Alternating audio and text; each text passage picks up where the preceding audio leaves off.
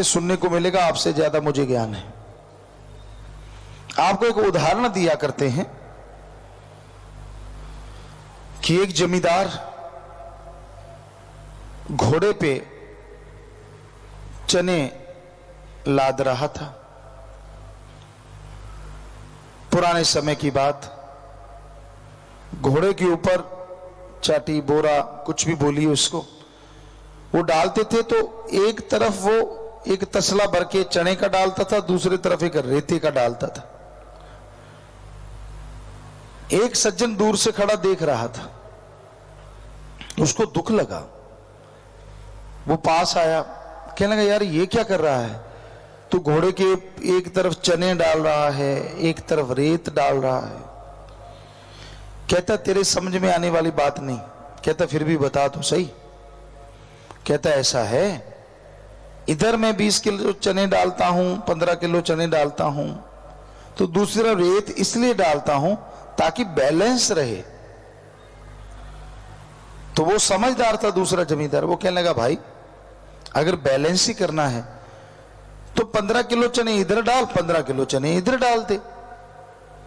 अब तू 2 मन चने लेके जा रहा है, लेकिन घोड़ा 4 मन वजन उठाएगा बेचारा, क्या फायदा। अब समझने वाला होता तो मान जाता कि भाई सही कह रहा है, इसमें गलत क्या है। आगे से कई अड़ियल होते हैं, कहने लगा घोड़ा किसका, कहता तेरा भाई। चने किसके, कहता वो भी तेरे। तो कहता फिर तेरे पेट में दर्द क्यों, मैं तो ऐसे ही करूंगा। कई ऐसे अड़ियल होते हैं। आप कहते हो नशा मत करो, कहता तेरे बाप की पीता हूं। झगड़ने को तैयार हो जाते हैं, तो उनके लिए तो दुआई की जा सकती है, झगड़ा थोड़ी ना करना है। हमारा काम दुआ करना और समझाना तो जरूर है, लेकिन तकरार से दूर रहना है। इसलिए सत्संग ही एकमात्र उपाय है जिसको सुनने से, जिसको अमल में लाने से आप मन और मनमते लोगों से बच सकते हैं।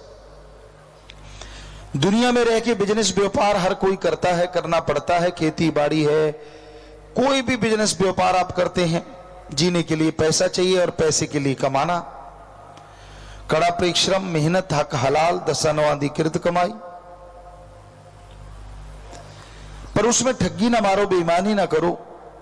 थोड़ा आएगा लेकिन उसमें इतना सुकून आएगा, इतना चैन आएगा, कहने सुनने से परे। ठगी, बेईमानी, बुरे कर्म करने से करोड़ों अरबों आएगा, लेकिन चैन चला जाएगा, रात की नींद चली जाएगी, परेशानियां घेर लेंगी, रोग घेर लेंगे। और एक दिन ऐसा आएगा आप अकेले रह जाएंगे, बाल बच्चे भी छोड़ जाते हैं। तो किस लिए करते हो आप? देखते नहीं क्या दुनिया का हाल। हमारे देश में हुआ ही नहीं करते थे अनाथ आश्रम, और आजकल भरमार है। किस लिए? क्योंकि बच्चे बड़े हो गए, हक जताते हैं, नहीं देते तो छीन लेते हैं और आपको अनाथ आलय में भेज देते हैं कि वहीं रहिए। आपके हम उम्र लोग वहां रहते हैं, कई बेचारे अकेले ही तड़फते रहते हैं। बहुत बार खबरें मिलती हैं, दिल्ली में सुना, महानगरों में और भी जगह जगह सुना है कि भाई ये तो वरिष्ठ नागरिक था, बुजुर्ग थे, अकेले रहते थे, बच्चे विदेशों में गए थे या कहीं और देश के कोने में थे और पीछे से कोई लुटेरा उनको खत्म कर गया, अकेले ही थे, किसी को पता ही नहीं चला। बहुत सी ऐसी खबरें सुनने को मिलती हैं। क्यों अकेले थे? क्या वो अकेले रहना चाहते हैं? क्या उनका दिल नहीं करता कि अपनी औलाद के साथ रहने को? करता है, लेकिन कोई समझे तब ना। तो इस घोर कलयुग में ये बातें आम है, किसी एक के साथ नहीं है, ऐसा आम बात है, ये आम बात। तो हम यही पूछते हैं फिर ठगी, बेईमानी, भ्रष्टाचार करते किसके लिए हो? सोचा तो करो।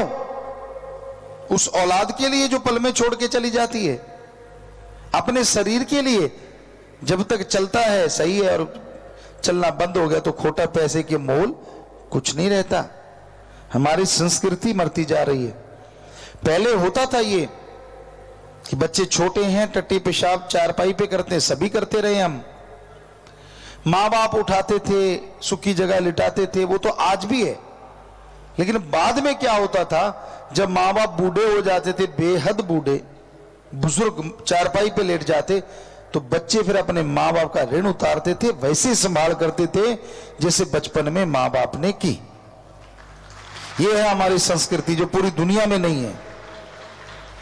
लेकिन आज के बच्चे तो जी आधुनिकता के दौर में इतने पागल हुए फिरते हैं, जिनका वो आधुनिकता अपना रहे हैं वो उस आधुनिकता से उकता चुके हैं। विदेशों में वो तौबा कर चुके हैं, उनको शांति चाहिए।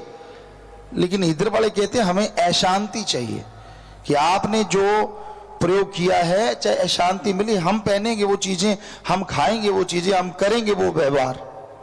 नहीं नहीं, हमारी संस्कृति बहुत महान है, रिच है। तो इसलिए